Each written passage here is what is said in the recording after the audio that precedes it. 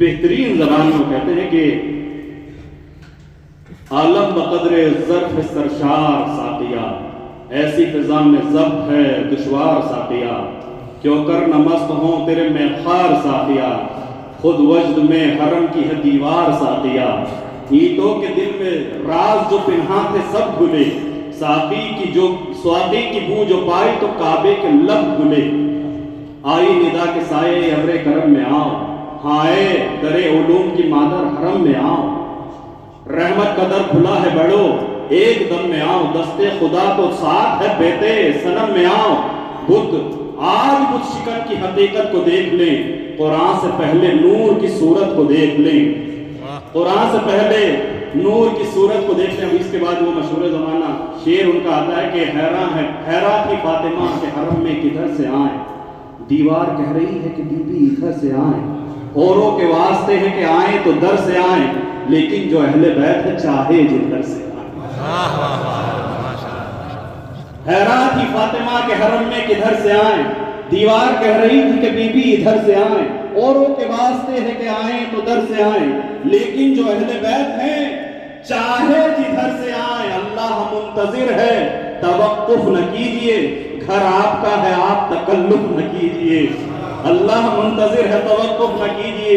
گھر آپ کا ہے آپ تکلف نہ کیجئے۔ داخل ہوئی یہ سن کے جوہی مادر ولی، مثل قمر جدار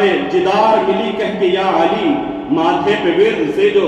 درد سے جو پسینہ تھا منجلی، جنت سے جھومتی ہوئی ٹھنڈی ہوا چلی، دیکھا تو پھر شگاف کا وہ حال ہی نہ تھا،